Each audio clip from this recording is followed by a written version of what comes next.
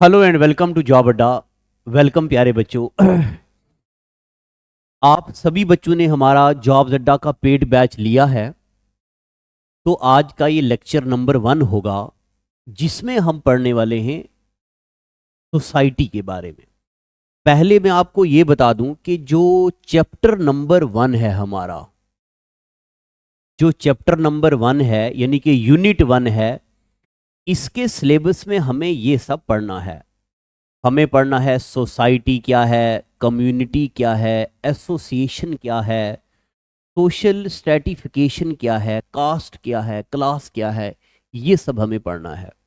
तो मैं यहाँ पे एक साइड भी हो जाता हूँ ताकि मैं यहाँ पे लिखता हूँ 1। अगर आप इसका स्क्रीनशॉट लेना चाहते हैं तो ये हो गया जी पहला पेज। इसके अलावा मेरे प्यारे बच्चों, मैंने आपको बताया है हमारे YouTube चैनल में जाके, YouTube PDF हमारी वेबसाइट में आके ऊपर YouTube PDF का एक फोल्डर आएगा। वहां पे ये पूरा जो मैंने लिखा है ये आपको बड़ा अच्छा neat and clean type PDF मिलेगा वहां पे प्रिंटेड। मैं कैमरे के सामने करता हूं, ये देखेंगे आप, बिल्कुल बहुत अच्छा प्रिंट किया हुआ है ये, है वहां से ले लीजिएगा। तो अब चलो जी तैयार हो जाओ, बिल्कुल स्क्रीन के पीछे, आप उस तरफ हम इस तरफ। इधर से चांद मैं देखूं, उधर से चांद तुम देखो, इधर से चांद मैं देखूं, उधर से चांद तुम देखो, निगाहें यूं ही टकराएं हमारी ईद हो जाए। ठीक है, निगाहें यूं ही टकराएं हमारी ईद हो जाए, यानी कि आपकी सिलेक्शन हो जाए। तो मेरे प्यारे बच्चों चलिए जी हेडिंग डाल दो सोसाइटी। तो अभी हम पढ़ने वाले हैं सोसाइटी क्या है। आप पहले मुझे अपने हिसाब से बताओ, इतने साल हो गए हमें इस दुनिया में, सोसाइटी के बारे में आप क्या जानते हैं? आप ये जानते हैं कि मास्टर जी हमारा एक मोहल्ला है, हमारी एक सिटी है, यहां पे हम इतने लोग रहते हैं, हम लोगों की एक सोसाइटी है। बस यही सोसाइटी तो हम पढ़ रहे हैं। यानी कि जो मैं आपको पढ़ाने वाला हूं ये आपको पहले से ही आता है, बस सिर्फ हम यहां पे एक नए अंदाज में चीजों को सोचेंगे। ठीक है, और मैं ये मान रहा हूं कि आप में से जो बच्चा ये कोर्स जिस बच्चे ने बाय किया है वो बच्चा बिगिनर है, उसने कभी सोशियोलॉजी नहीं पढ़ी है, या अगर सोशियोलॉजी पढ़ी भी है तो वो भूल चुका है, काफी टाइम के बाद रिकॉल करने लगा है। चलिए मैं बच्चे लोगों देखो, आप सोसाइटी में अभी मैं कोई भी मल्टीपल चॉइस क्वेश्चन नहीं पढ़ाऊंगा। सबसे पहले हम कंसेप्ट पढ़ेंगे, फैक्ट पढ़ेंगे, फिर उसके बाद में आपको एमसीक्यूज पूरी लिस्ट ले आऊंगा, टॉपिक वाइज एमसीक्यू पढ़ेंगे हम। नंबर 1 लिखिए जी, the word society is derived from Latin word. Society किस वर्ड से निकला है? ये लैटिन वर्ड सोशियस से निकला है। सोसाइटी एक लैटिन वर्ड सोशियस से निकला है, जिसका मतलब होता है कंपेनियनशिप। क्या मतलब होता है? कंपेनियनशिप, या इसका मतलब होता है friendship. Point number 1, society has been derived from Latin word socius which means companionship या फ्रेंडशिप। इसके अलावा सोसाइटी ऐसे ग्रुप ऑफ पीपल को बोलते हैं, या ऐसे सोसाइटीज ग्रुप ऑफ पीपल, या इट इज ऐसी कोई टेरिटोरी है। Societies group of people with common territory, interaction and culture. ये बातें याद रखनी है, जो यहां पे स्क्रीन में लिखा है ये एग्जाम में आने वाले क्वेश्चंस हैं। ठीक है, क्या होता है जी society? Society's group of people with common territory, common land area, common area and with common culture.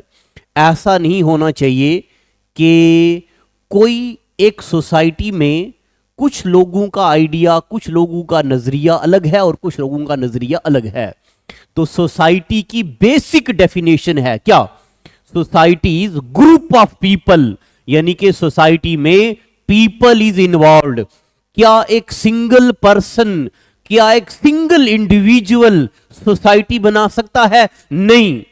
Single individual is not a member of, not a single individual can not form a society. जब आप MCQs करेंगे तो आपको सारी मेरी बातें वहां दिखेंगी। ठीक है बच्चे लोगों, क्या मैंने आपको बोला? Societies group of people with common land, यानी कि common territory, common boundary and interaction among them. Interaction भी होनी चाहिए, हाय हेलो सलाम दुआ नमस्ते होना चाहिए, एंड कॉमन कल्चर, इसको बोलते हैं सोसाइटी। तो चलिए जी, आंख बंद करो, रिकॉल करो। Word society is derived from Latin word socius, meaning companionship या friendship. Society is group of people with common territory, interaction and culture. पता चल गया आपको? इसके अलावा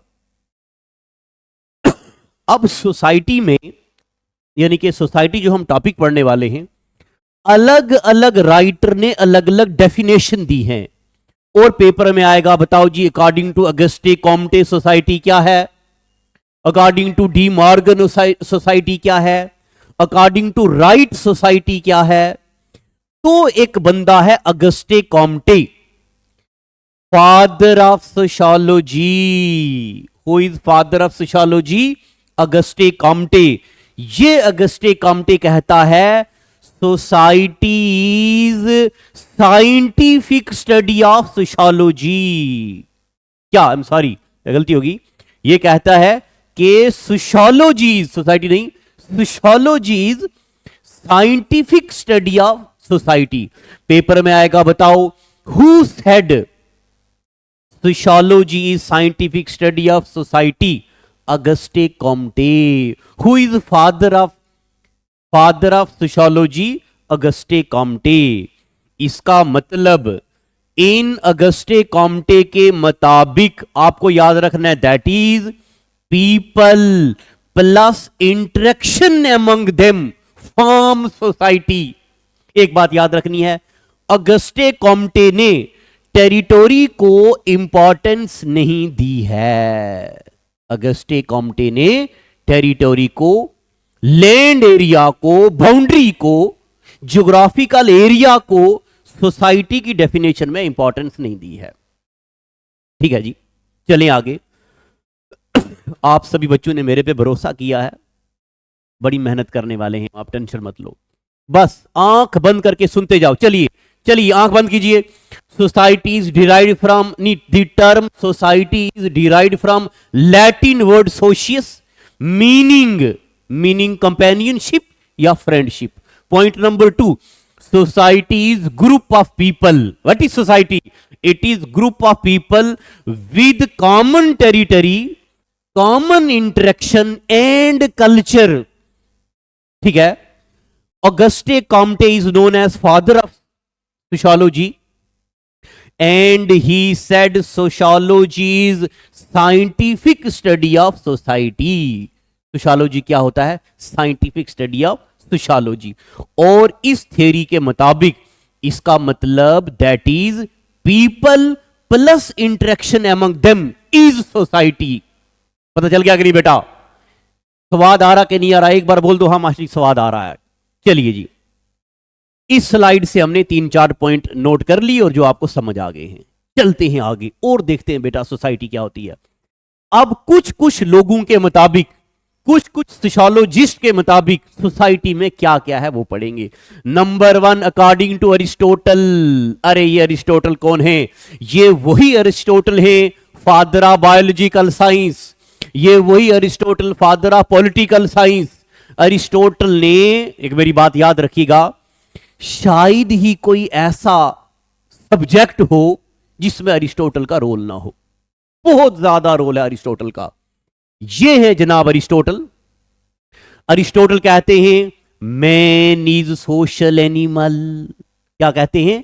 मैन इज सोशल एनिमल। अब ये बात मैन इज सोशल एनिमल खुद में ही बताती है कि सोसाइटी इंडिविजुअल पर्सन क्रिएट नहीं कर सकता। हर एक इंडिविजुअल को दूसरे इंडिविजुअल के साथ मैचअप करने की जरूरत है, चाहे वो ऑफस्प्रिंग प्रोड्यूस करने की बात आए, चाहे डिपेंडेंस की बात आए, नीड को फुलफिल करने की बात आए, तो सोसाइटी में ग्रुप ऑफ पीपल होता है। पता चल गया आपको। पेपर में आएगा who said many social animal, Aristotle. फिर एक और सोशियोलॉजिस्ट आएंगे, जीडीएम कोल। ये जीडीएम कोल अपने हिसाब से सोसाइटी के बारे में कहेंगे, society is complex of organized, क्या society is complex of organized association and institution within the community. अब इस डेफिनेशन को ज्यादा फोकस नहीं करूंगा क्योंकि अभी हमने कम्युनिटी पढ़ा नहीं है। बस इतना अभी आप याद रखेंगे और इसको डब्बे में रखेंगे जब मैं आपको पढ़ाऊंगा कम्युनिटी क्या होती है। अच्छा, एक मेरी बात याद रखिएगा, अभी मैं अपने जहन में यह मान के चलता हूं जो भी बच्चा यहां पे सोशियोलॉजी पढ़ रहा है वो बिगिनर है, इसीलिए मैं कुछ हवाबाजी में वो बातें नहीं बोलूंगा जो मुझे बाद में आगे पढ़ानी है। ठीक है, तो किसने कहा जी society's complex of organized association, who said, G D M Cole. इसके अलावा आएंगे जी राइट, अकॉर्डिंग टू राइट। ये राइट सोशियोलॉजिस्ट कहते हैं सोसाइटीज नॉट, क्या society's not a group of people, सिर्फ ग्रुप ऑफ पीपल नहीं, but it is system of relationship that exist between the individuals of group. अभी मैंने आपको पढ़ाया society is group of people, क्या बेटा, society is group of people with common territory, common culture, interaction among them. मगर right कहते हैं society is not only a group of people but it is system of relationship that exist between individuals of group। ठीक है, बस आपने ये बातें याद रखनी है किस बंदे ने सोसाइटी में किस चीज को इंपॉर्टेंस दी। ठीक है बच्चे लोगों, आगे चलते हैं। एक और सोशियोलॉजिस्ट आएंगे अभी यहां पे, MacIver. According to MacIver sociology क्या है, society is web of social relationship, society is web of social relationship. ठीक है जी, society is web of social relationship, ये बड़ी जरूरी डेफिनेशन है, याद रखनी है। According to MacIver society is web of social relationship.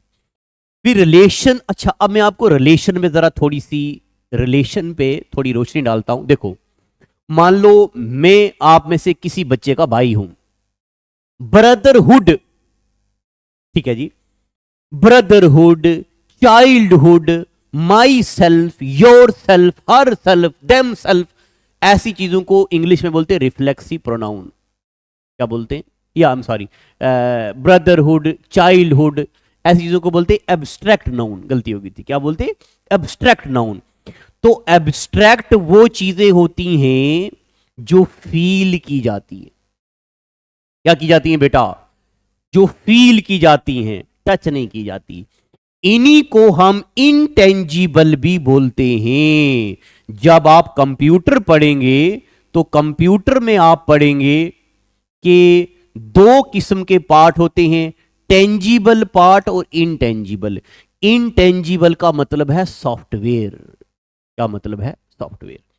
तो relations are intangible and abstract. Paper में आएगा which of the following statement regarding relation are true. Relation of abstract और इनटेंजिबल, का ये बात सही है या गलत है, बिल्कुल सही है। हमने पढ़ दिया सोसाइटी की बेसिक डेफिनेशन, हमने पढ़ दिया फादर ऑफ सोशियोलॉजी कौन है, हमने पढ़ दिया अरिस्टोटल के नजरिए से, जीडीएम कोल के नजरिए से, राइट के नजरिए से, मैकाइवर के नजरिए से। इसके अलावा आगे चलेंगे हम। अब जरा देखते हैं कि सोसाइटी है क्या। ज्यादा बोर तो नहीं ना हो रहे बच्चे लोगों, आज का लेक्चर जरा लंबा होगा मगर बाकी लेक्चर में थोड़े थोड़े पार्ट में मिलाऊंगा। तो अब सोसाइटी है क्या? Society is self perpetuation.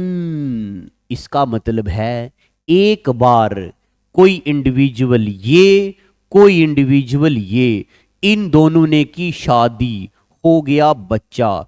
इस बच्चे ने किसी और बच्चे से की शादी, बचपन में नहीं, बड़ा होके। ठीक है, इस बच्चे ने बड़ा होके किसी और बच्चे से की शादी, इनमें से हो गया और बच्चा। अब यही है क्या? Self perpetuation. इसका मतलब सोसाइटी एक बार स्टार्ट हो जाए, फिर ऑफस्प्रिंग पे ऑफस्प्रिंग, ऑफस्प्रिंग पे ऑफस्प्रिंग, अलग अलग रेस बढ़ती चली जाती है। ठीक है, तो सोसाइटी इज सेल्फ परपेचुएशन, और सोसाइटी इज ऑर्गेनाइज्ड। क्या बेटा? Society is organised. इसका मतलब फादर का रोल डेफिनेट है, earning money, earning for livelihood. Mother का रोल डेफिनेट है, caring of child, house management. Sister का, ब्रदर का, चाचे का, अंकल का, और अजंता मेरा, सब बंधु का रोल डिफाइंड है सोसाइटी में। समझ आ रही है नहीं आ रही है? मैंने आपको पढ़ा दिया, सोसाइटी सेल्फ परपेचुएशन होती है, it is organised, it is guided by norms and values. Society norms और वैल्यूज के मुताबिक चलती है। एक बात और मैं आपको ये बात बोल दूं, अगर कोई बंदा कहीं पे यूट्यूब पे कहीं पे बहुत दुनिया भर का कंटेंट ला रहा है, आपको उससे कोई मतलब नहीं होना चाहिए। आपको मतलब होना चाहिए पेपर में क्या आ रहा है। ठीक है बेटा, आपने यहां पे एग्जाम क्वालिफाई करना है, ना कि पीएचडी करनी है। तो कंटेंट टू दी पॉइंट होना चाहिए, short simple. Societies guided by norms and values. अगर इसको मैं डिफाइन करता हूं, मान लो कोई सोसाइटी है, जिस सोसाइटी में ये चीज परमानेंट है कि हमारी सोसाइटी में कभी भी कोई लड़की सर से दुपट्टा नहीं उतारेगी। ठीक है जी, अब ये इस सोसाइटी का नॉर्म हो गया है कि इस सोसाइटी में ये रूल फॉलो करना ही करना है।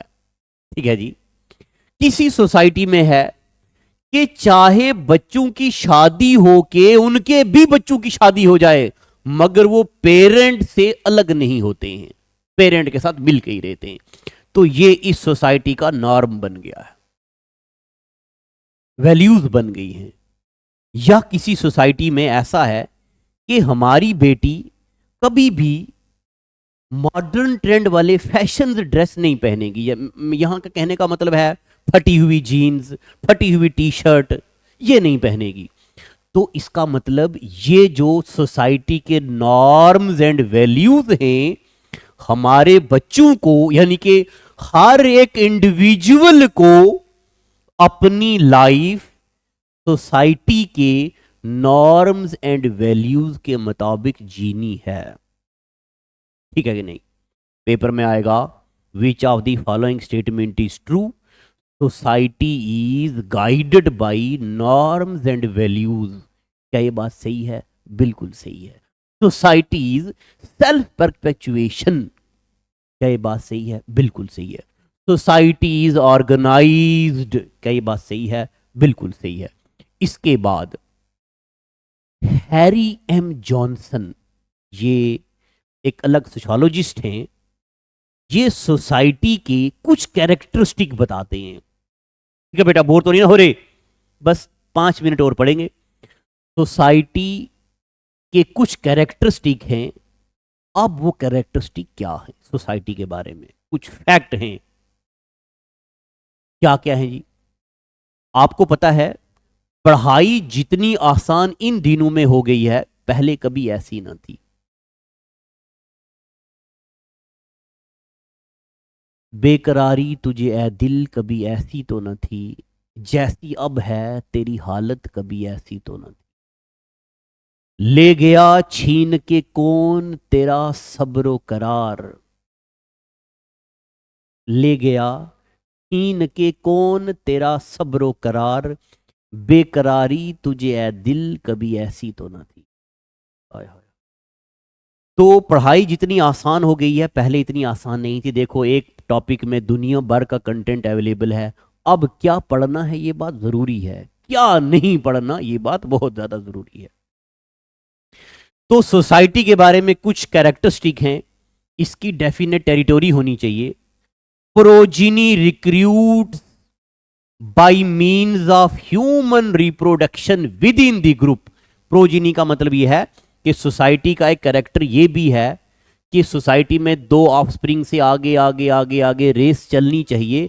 यह भी सोसाइटी का एक कैरेक्टरिस्टिक है। ठीक है। और क्या है जी? Culture, comprehension culture, the way of subculture too, यानी कि ये मैंने ऐसे यहां लिख दिया है, सोसाइटी का एक कैरेक्टरिस्टिक कल्चर भी है। ये बात याद रखनी है। क्या कल्चर सोसाइटी का कैरेक्टरिस्टिक है? इसका मतलब अगर सोसाइटी एक खास जगह पे रहने वाले लोगों का ग्रुप है तो ऑब्वियसली उनका कल्चर एक जैसा होगा, उनका रहना खाना पीना सहना एक जैसा होगा कि नहीं? तो ये सोसाइटी के कल्चर हैं। इसके अलावा इंटरडिपेंडेंस या इंडिपेंडेंस, सोसाइटी इज नॉट सब group of any other group. Society में इंटरडिपेंडेंस होना चाहिए। मैं टीचर हूं, मुझे डॉक्टर की जरूरत पड़ती है तो मुझे डॉक्टर के पास जाना चाहिए। डॉक्टर को अपने बच्चों को पढ़ाने के लिए मेरी जरूरत पड़ेगी तो डॉक्टर मेरे पास आएगा। और एक बंदा दुकानदार है, उसका कोई केस लग गया है, उसको वकील के पास जाना जरूरी है, वकील का जज के पास जाना जरूरी है। हर बंदा आपस में इंटरडिपेंडेंट है। क्या है मेरे प्यारे बच्चों? Every individual in society is interdependent on each other. This is also a characteristic of society. Then society is permanent, self-contained and integrated group. Society permanent है। एक बार जो बंदा इस बंदे की बर्थ हो गया, वो मरेगा, दूसरा पैदा हो जाएगा, दूसरा पैदा हो जाएगा, परमानेंट है, ये खत्म नहीं होने वाली है। ठीक है। इसके बाद अब हमें याद रखने सोसाइटी के कुछ फीचर्स। मुझे उम्मीद है आपको सोसाइटी के बारे में बातें पता चल रही है। सोसाइटी के कुछ feature. Number 1, society consist of people. लोग होने चाहिए। अगर किसी सोसाइटी में लोग हैं तो सोसाइटी इन्वॉल्व म्यूचुअल इंटरेक्शन। वो आपस में एक दूसरे के साथ इंटरेक्ट करेंगे। क्या individuals of society needs any mutual interaction? Definitely needs. Without interaction society cannot exist. Next, interdependence. क्या सोसाइटी के इंडिविजुअल को इंटरडिपेंडेंस की जरूरत है? बिल्कुल है। They must be dependent on one another. Division of labour. क्या सोसाइटी में लेबर की डिवीजन है? बिल्कुल। Father will play his on roll, mother will play his own role, elder siblings will play their own roles, uncle, chacha, auntie, mami, tai, they will play their own roles. Culture is also a feature या characteristic of society. हर एक सोसाइटी में लोगों का culture similar होना चाहिए। Then next, dynamic. Society is dynamic not static. ऐसा नहीं है जो बंदा जो इंडिविजुअल सोसाइटी का है वो हमेशा रहेगा, नहीं। एक बंदा है, सोसाइटी का मेंबर है, इसकी डेथ हो गई, इसकी डेथ हो गई, नया बच्चा पैदा हो जाएगा, वो रोल प्ले करेगा, नया बच्चा पैदा होगा, वो रोल प्ले करेगा। Society is dynamic. ये सारी बातें याद रखनी है, पेपर में जब एमसीक्यूज आएंगे वहां करेंगे, हम प्रैक्टिस करेंगे इस पे। इसके अलावा सोशल कंट्रोल। सोसाइटी में सोशल कंट्रोल होना चाहिए। सोशल कंट्रोल दो किस्म का होता है। Number 1 formal, number 2 informal. अब फॉर्मल का क्या मतलब हो गया? हमारी सोसाइटी में क्या हो गया जी? एक बंदे ने किसी दूसरे बंदे को लंबा लंबा लुटाया और लिटाया और मार दिया। क्या पूछने वाला कोई नहीं है? बिल्कुल है। कोर्ट है, हाई कोर्ट है, सुप्रीम कोर्ट है, किसी बंदे ने कोई रूल ब्रेक कर दिया, क्या कोई पूछने वाला नहीं है? बिल्कुल है, पुलिस है। तो यानी कि जब कोई गुनाह करेगा, कोई गलती करेगा, तो फॉर्मल बॉडीज हैं हमारी सोसाइटी में, या हमारे यहां सोसाइटी में एक बंदे ने दूसरे बंदे को कुछ गड़बड़ बोल दिया, अब सोसाइटी में हम लोग बैठेंगे, उनकी बात का हल निकालेंगे, सुनेंगे और हल निकाल देंगे। इस पे एक शेर सुनाता हूं। कान्हा की शायरी है कि अब सब कुछ बताया जाए तो अच्छा रहेगा, अब सब कुछ बताया जाए तो अच्छा रहेगा, कुछ ना छुपाया जाए तो अच्छा रहेगा। महफिल सजी है तेरे मोहल्ले में तो कोई गम नहीं, गवाह मेरे शहर में भी मेरे शहर से भी बुलाए जाएं तो अच्छा रहेगा। और हम पे तोहमतें लगी हैं तेरी गली से गुजरने की, हाय हाय, तोहमत लगी ना यहां पे, हम पे तोहमतें लगी हैं तेरी गली से गुजरने की, रास्ता बाजार जाने का तेरा भी बताया जाए तो अच्छा रहेगा। और महबूब के दिल से नहीं, दिल से भी कत्लेआम हुए हैं, रकीब को तिल से पहले दिल से मिलाया जाए तो अच्छा रहे। यही है, अगर किसी बंदे पे कोई तोहमत लग जाती है, उसके लिए सोसाइटी में लोग बैठेंगे, 10 बुजुर्ग लोग बैठेंगे, मामले को सुलझा देंगे। ठीक है जी, बस 2-4 मिनट और लूंगा, ज्यादा बोर नहीं करूंगा आपको। आगे चलते हैं मेरे प्यारे बच्चों।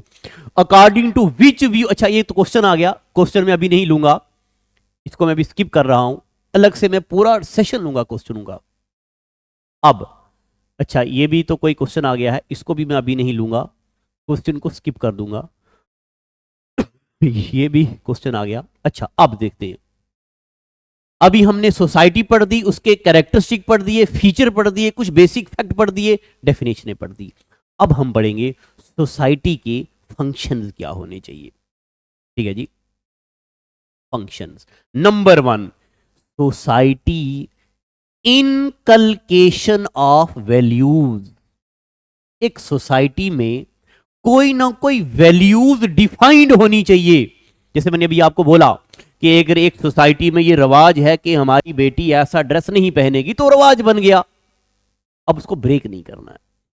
तो सोसाइटी की कुछ वैल्यूज इनकलकेट करती है हर सोसाइटी। साउथ इंडिया, जब मैं आपको ट्राइब्स पढ़ाऊंगा ना, तब अलग से और डिस्कस करेंगे हम इसको। साउथ इंडिया में सोसाइटी के अलग कैरेक्टरिस्टिक है, साउथ इंडिया में सोसाइटी के लिए अलग वैल्यूज हैं, जम्मू कश्मीर में सोसाइटी के लिए कुछ अलग वैल्यूज होंगे, नॉर्थ ईस्ट इंडिया में सोसाइटी के लिए कुछ अलग वैल्यूज हो सकते हैं। अब पहले मैं आपको बताता हूं वैल्यूज क्या होता है। देखो, वैल्यूज आर आइडियल। वैल्यूज क्या होती हैं जी? आइडियल्स। जैसे कि ईमानदारी, equality, hygiene, they are imposed on big group. एक मैं एग्जांपल लेता हूं, आपके घर में रूल है, रूल बना दिया है कि हर बंदा खाना खा के, गौर से सुनना, आपके घर में रूल बना दिया हर बंदा खाना खा के अपने बर्तन खुद धोएगा। सही बात है कि नहीं बात है? ये बात हम पूरी कंट्री में इंपोज नहीं कर सकते हैं। तो जो बात हम पूरी कंट्री में इंपोज करते हैं उसको बोलते हैं वैल्यूज। कंट्री में मतलब, मेरा कहने का मतलब है कि बड़े ग्रुप में, क्या बेटा, ऐसी बातें जो हम पूरे बड़े लेवल में इंपोज करें, लार्ज ग्रुप ऑफ पीपल में मैंडेटरी कर दें, ऐसी बातों को बोलते हैं वैल्यूज। पता चल रहा कि नहीं पता चल रहा? तो सोसाइटी का एक फंक्शन है, रोल है, it must be inculcate some values. क्या बेटा? Society must inculcate some values. हर सोसाइटी अपनी अपनी वैल्यूज बनाएगी जो अपने इंडिविजुअल्स पे डाली जाएंगी। पता चल गया? Very good. और आगे चलते हैं। परपेचुएशन ऑफ ह्यूमन रेस, ये तो मैंने आपको बता ही दिया। हर एक सोसाइटी ने अपनी रेस को आगे बढ़ाना ही होता है। एग्जाम्पल, हमारी सोसाइटी में जो आपकी मैं एग्जांपल ले रहा हूं, जो बच्चा वीडियो देख रहा है, आप हैं बेटा, आप आपकी शादी हो गई आपकी पसंदीदा मोहतरमा के साथ।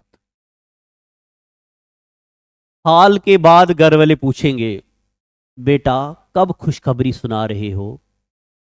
बोले खुशखबरी का, शादी तो करा दी आपने, अब का खुशखबरी है? तो जो आपकी मदर होंगी वो बोलेंगी, बेटा मेरा कहने का मतलब है थोड़ा कैमरे के सामने आता हूं, पोता कब दे रहे हो, पोती कब दे रहे हो, ई बोल रही हम, ई खुशखबरी काहे नहीं सुना रहे हो?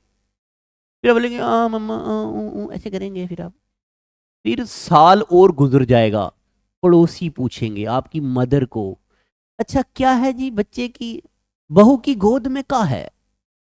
अब बोलेंगे का है, प्लेट है, खाना खा रही और का कर रही।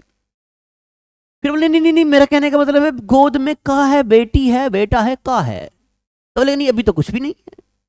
फिर और 6 महीने गुजरेंगे, तब लोग पूछेंगे कि बच्चा काहे नहीं हो रहा है तुम्हार फैमिली में, का तुहार फैमिली में ये बच्चा काहे नहीं हो रहा है? फिर लोग पूछेंगे नहीं, ताना मारेंगे, बच्चा नहीं हो रहा है इनके घर में, ओ बच्चा नहीं हो रहा है इनके घर में, ओ बच्चा नहीं हो रहा है इनके घर में, ताना मारेंगे लोग। तो perpetuation of human race is mandatory, it is function of society. अब आप पूछ रहे होंगे मास्टर जी क्या बच्चा करना जरूरी है? बिल्कुल जरूरी है। चलिए जी आगे चलते हैं। सोशलाइजेशन, सोसाइटी में सोशलाइजेशन जरूरी है। सोशलाइजेशन का मतलब, पड़ोस में कोई बीमार हो गया है, आपको पता करने जाना है, वो परेशानी में है, आप पता करने जाएंगे। तभी तो इंसान को कहा गया है मैन इज सोशल एनिमल, एक दूसरे की दुख तकलीफों में हमें इन्वॉल्व होना जरूरी है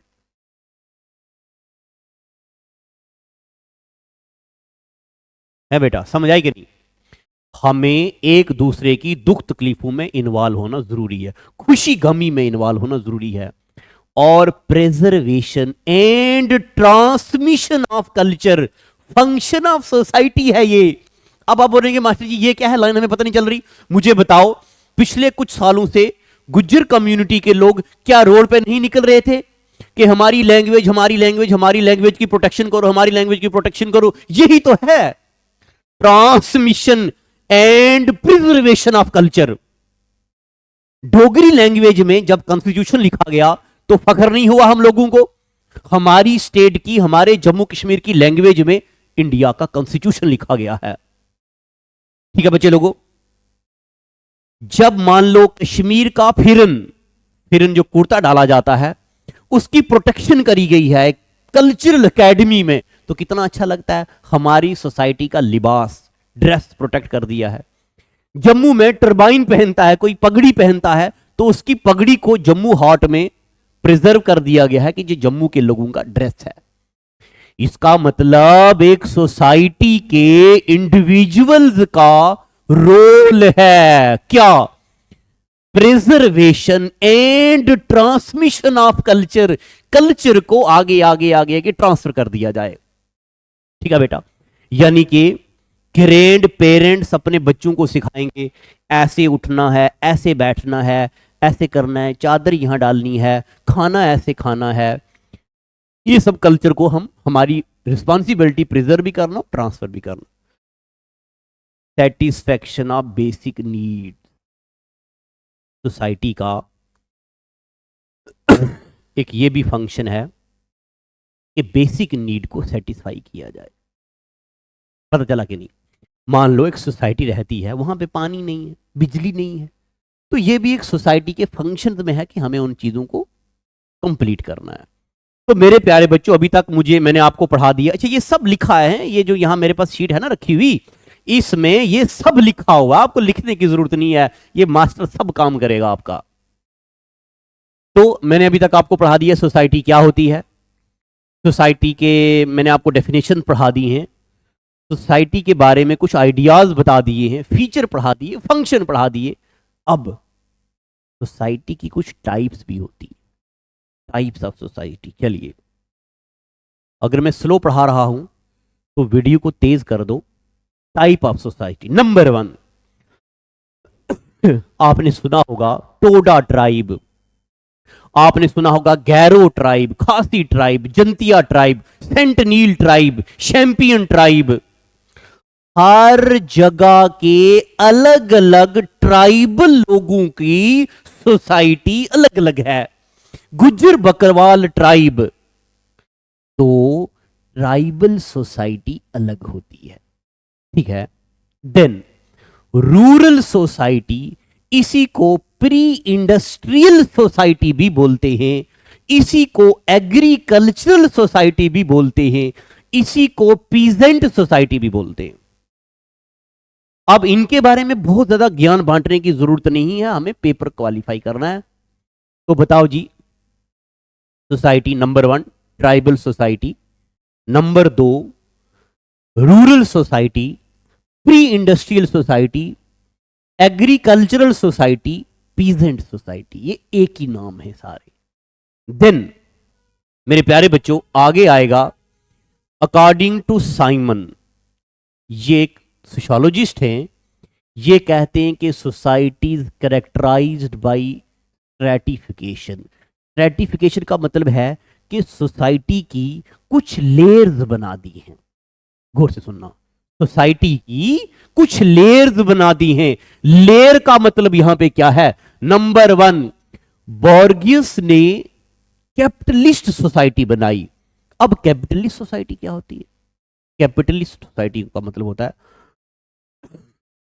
few people rule in a country and money, power, superiority is imbibed to few persons only। यानी कि कुछ चंद लोग गिने चुने जो सोसाइटी में, कंट्री में, स्टेट में हुकूमत कर रहे हैं, पैसा सब कुछ उनके पास रहना चाहिए, इसको बोलते हैं कैपिटलिस्ट सोसाइटी, ठीक है। वर्क, इसके अलावा इन्होंने सोसाइटी को अलग अलग हिस्सों में डिवाइड, लेयर में डिवाइड कर दिया। बोर्गियस या कैपिटलिस्ट सोसाइटी, बोर्गियस एक सोशियोलॉजिस्ट का नाम है। वर्किंग क्लास लोग और फिर मिडिल क्लास लोग, ठीक है। सोसाइटी को अलग अलग हिस्सों में डिवाइड कर दिया। बस थोड़ा टाइम आपका लूंगा क्योंकि ये टॉपिक खत्म कर दूं ना, तभी कल नया टॉपिक शुरू करेंगे। फिर आपने एक नोट याद रखना है, शम्पटर एक राइटर, एक सोशियोलॉजिस्ट हैं, wrote book capitalism, socialism, democracy and mentioned imperialism is stage of capitalism. इसको मैं रोशनी में डालता हूं, सुनना बेटा। अगर चाहे आप बोर हो रहे हो, दिल को बोलो कि ए दिल मान जा, सुन ले इस मास्टर की बातें 2 मिनट तक, और क्या पता कोई काम की बात कर ले, ठीक है। ये हमारा इंडिया है। आप सबको पता है मेरे प्यारे बच्चों, इंडिया में 31 दिसंबर 1600 को ईस्ट इंडिया कंपनी आई कि नहीं आई? इंडिया में पोर्तुगीज आ गए, डच आ गए, इंग्लिश आ गए, डेनिश आ गए, फ्रेंच आ गए। इंडिया में किसकी हुकूमत होने लगी? अंग्रेजों की। और अंग्रेज चाहते थे कि इंडियंस को लूटा जाए और इनसे पैसा लिया जाए। पैसा कहां आए? फ्यू पीपल के पास, सिर्फ रूलर्स अंग्रेजों के पास। तो क्या कैपिटलिज्म नहीं है ये? कैपिटलिज्म नहीं है? तो अब अंग्रेजों ने क्या सिर्फ इंडिया में हुकूमत की? नहीं, अंग्रेजों ने अलग अलग कंट्री में हुकूमत की। जब एक कंट्री में कोई दूसरी कंट्री हुकूमत करे, इस कंसेप्ट को बोलते इंपेरियलिज्म। क्या बोलते हैं? Imperialism. When one country is controlled by, ruled by, superseded by another country, this is known as imperialism. तो ये कहते हैं राइटर, यही जो कैपिटलिज्म इंडिया में आया, यही रूट काज बन गया ना, यही जो इंपेरियलिज्म है, यही रूट काज बन गया कैपिटलिस्ट का। Capitalism, socialism, democracy and mentioned imperialism is stage of capitalism. Imperialism is stage of capitalism. यानी कि जब अंग्रेज आए, पैसा जुड़ा, तो हुकूमत की ना यहां पे, यही हुकूमत बाद में कैपिटलिज्म में कन्वर्ट हो गया. इंपेरियलिज्म मतलब इंडिया में अंग्रेज आए, पैसा फ्यू के हाथ में आ गया, इसको बोलते हैं कैपिटलिज्म. और इंडिया में अंग्रेज आए, इसको बोलते हैं इंपेरियलिज्म. यानी कि इंपेरियलिज्म, अंग्रेजों का इंडिया में आना बेसिक रूट काज बन गया. किसका? कैपिटलिज्म का. बताओ जी. Imperialism is the root cause of capitalism, idea given by Sumter in his book Capitalism, Socialism and Democracy. एक बात और बता दूं, जितने भी सोशियोलॉजिस्ट ने बुक्स लिखी हैं, इन पे मैं अलग से पूरा लेक्चर लाऊंगा, तो पेपर में पूछा जाएगा, बताओ जी ये बुक किसने लिखी, ये बुक किसने लिखी, ये बुक किसने लिखी, ये बुक किसने लिखी, ये बुक किसने लिखी. तो बुक्स के ऑथर का नाम जरूरी याद रखना है. ठीक है बच्चे लोगों.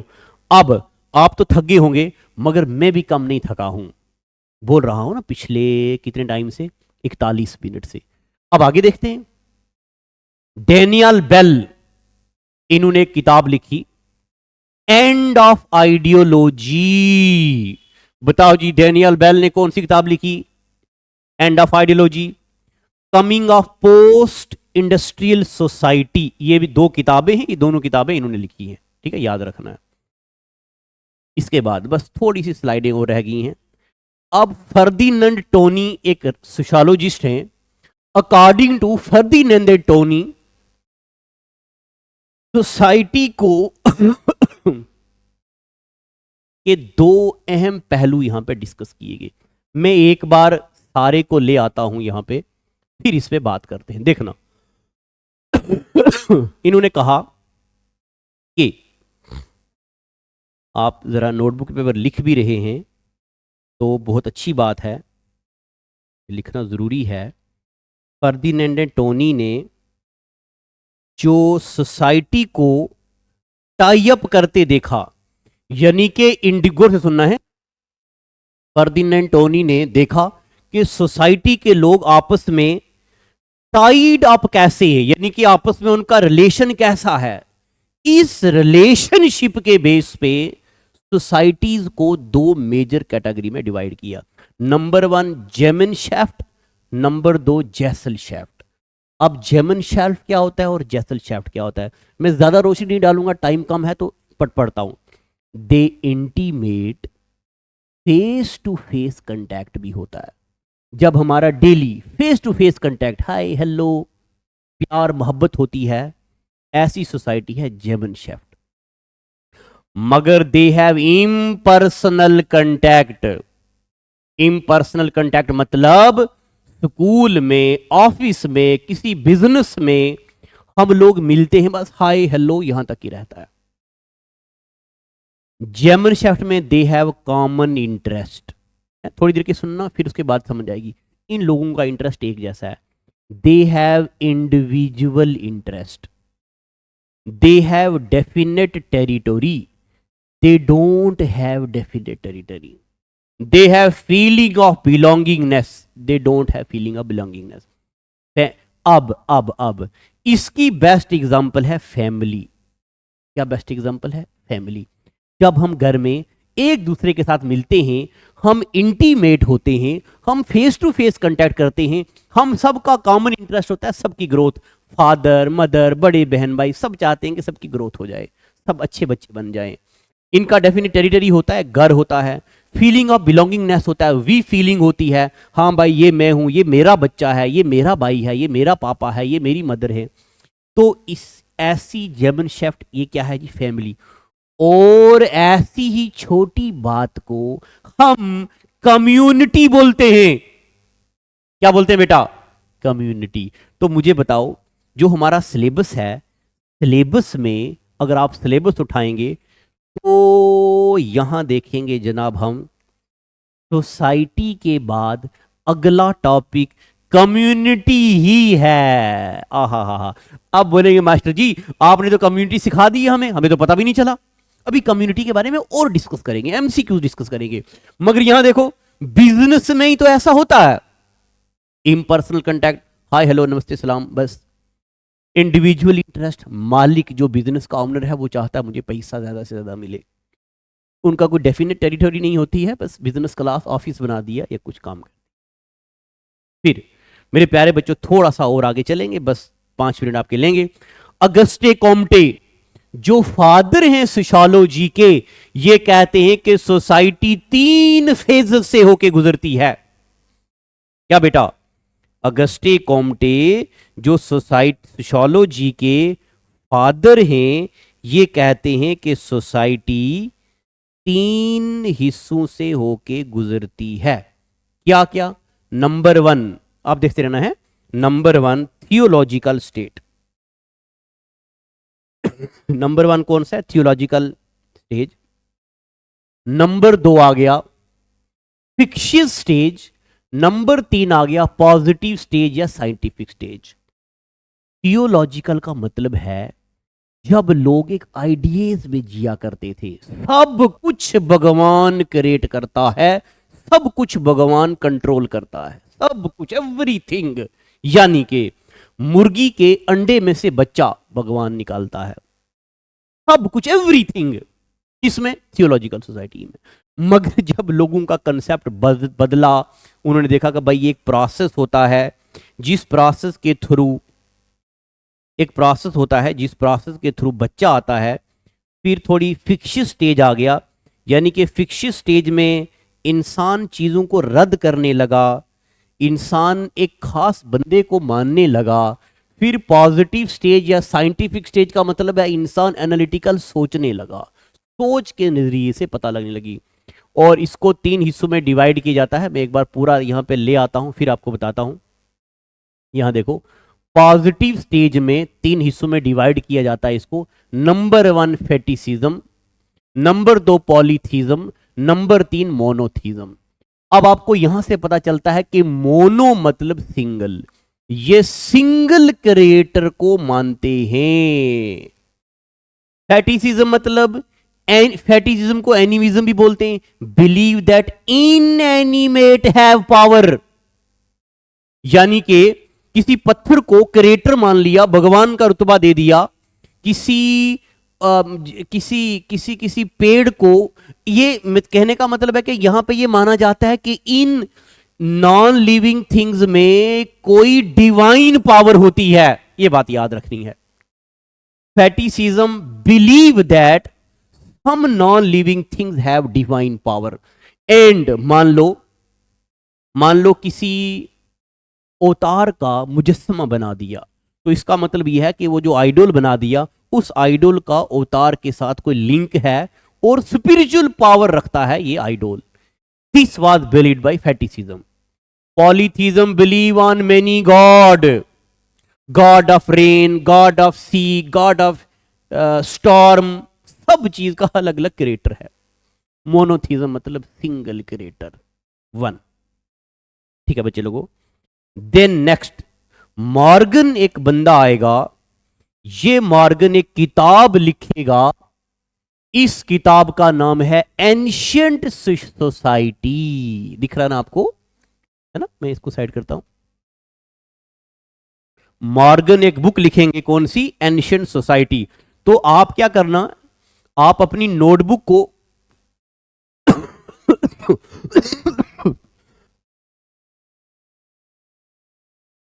हंस लगी है।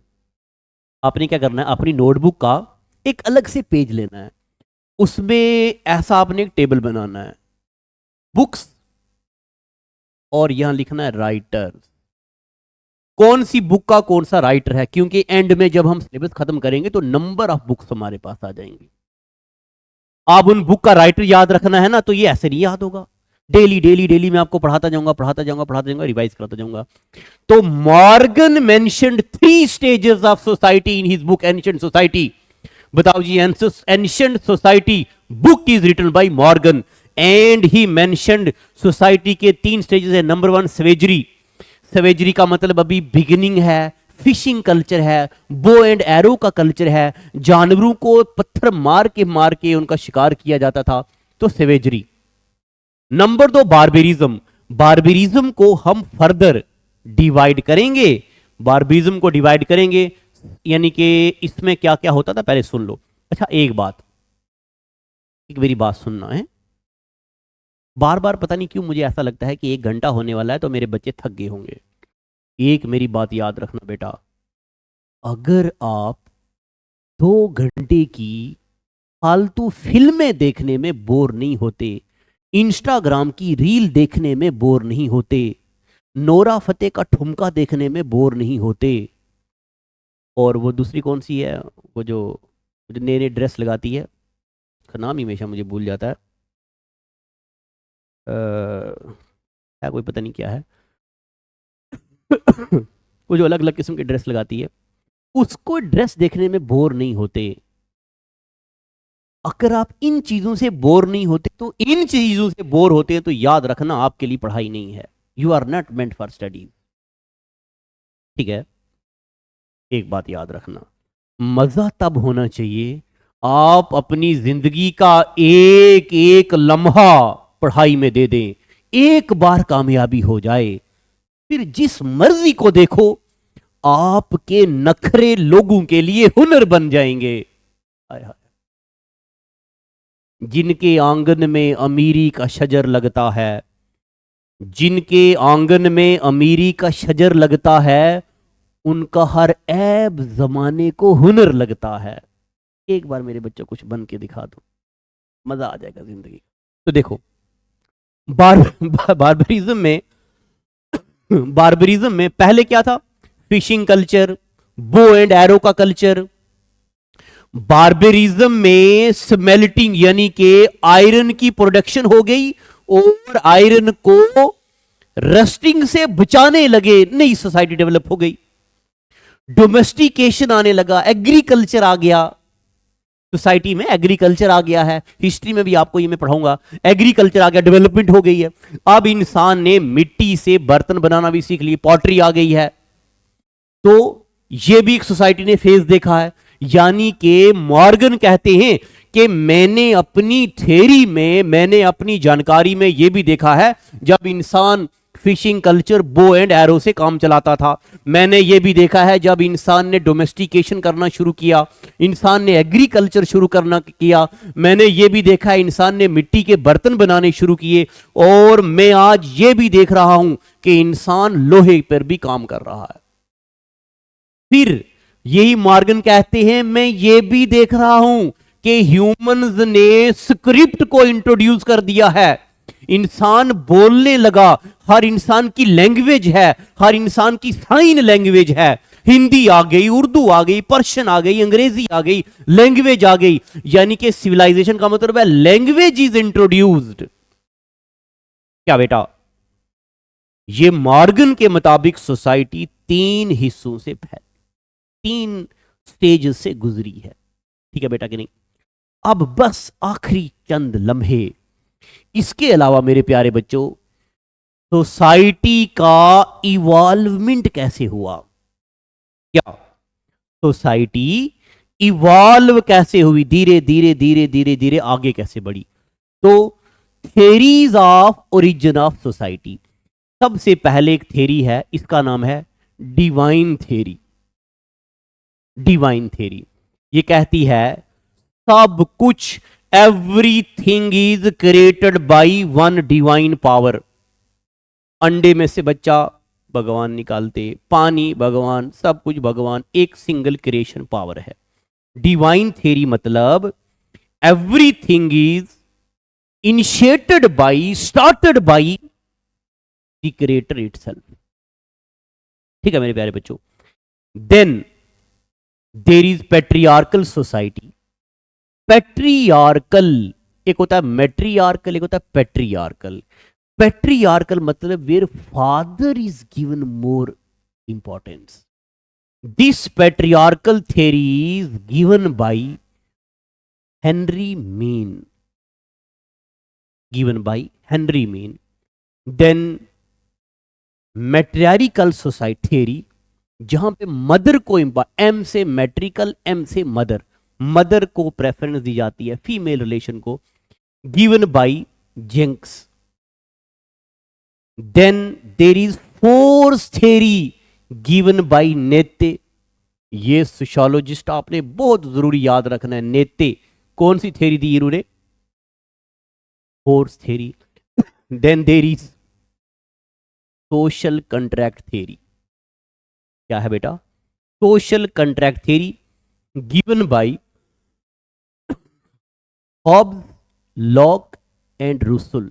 ये एक बुक का नाम है। उस बुक में हॉब भी, लॉक भी, रुसल भी, इन तीनों ने मिलकर किताब लिखी और सोशल कंट्रैक्ट थ्योरी बना दी। फिर ऑर्गेनिक थ्योरी ऑफ सोसाइटी किसने दी? Given by Herbert Spencer. बहुत सारे नाम अभी इनके साथ जुड़े हुए आएंगे। इन्होंने बहुत सारी किताबें भी लिखी हैं। बस ये भी आपको नोट्स में मिल गया होगा। बस पेपर में आएगा ये थ्योरी किसने दी, ये थ्योरी किसने दी, ये थ्योरी किसने दी, ये थ्योरी किसने दी। इन थ्योरीज को नहीं पढ़ना है, क्योंकि हमें एक कॉम्पिटिटिव एग्जाम के नजरिए से पढ़ना है। मैं तो पढ़ा देता, मगर फालतू में टाइम वेस्ट होगा, क्या फायदा। अब बस दो चार चीजें और याद रखनी है कि बस एक बंदा है हेगिल, इसने किताब लिखी। इसने कहा society is an embodiment of absolute mind and absolute idea. ये मीनिंग समझाने के लिए मुझे बड़ी एनर्जी चाहिए। हल्का सा आइडिया बता देता हूं। ये हेगल कहते हैं कि society is embodiment of absolute mind and absolute idea. यानी कि एब्सोल्यूट माइंड आइडिया एक क्रिएटर का है। उस क्रिएटर ने सोसाइटी को क्रिएट किया। तो ये जो हमारे पास सोसाइटी है, दिस इज नॉट ओरिजिनल। ये एक वहम है, एक दिखावा है। रियल में सोसाइटी कहीं और एग्जिस्ट करती है। मेटाफिजिकल डेफिनेशन है ये। बस आपने इतना याद रखना कि इस बंदे ने डेफिनेशन दी है। और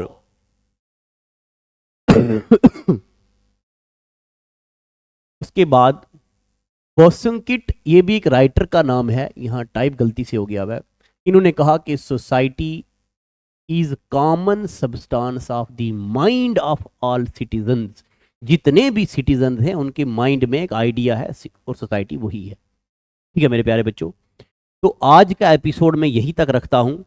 अब जो भी मैंने आपको पढ़ाया है, इस पूरे पढ़ाए हुए को एक पेज, फ्रंट ये बैक ये, इसमें कन्वर्ट कर दिए। ठीक है, यहां दिख रहा होगा ना आपको, एक फ्रंट ये बैक ही, एक पेज में कन्वर्ट कर दिया है। यानी कि 1 घंटे के लेक्चर को एक पेज में मैंने समराइज कर दिया है। इतना इजी कर दिया है आपके लिए।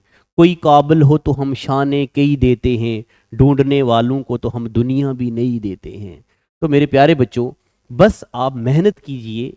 और ये लेक्चर नंबर 1 था। जो भी बच्चा अभी तक हमारे पेड बैच में नहीं आया है तो वो आ सकता है, मोस्ट वेलकम। अगर आपने कहीं से भी कोई बैच वगैरह ले लिया है तो बहुत अच्छी बात है, मगर फिर भी अगर आप आना चाहते हैं तो आप आ जाइएगा। ये लेक्चर आपके लिए, हमारी बाहें हमेशा से खुली हैं। बस मैं खुद थक गया हूँ। आज का एपिसोड इतना ही। Thank you and God bless you.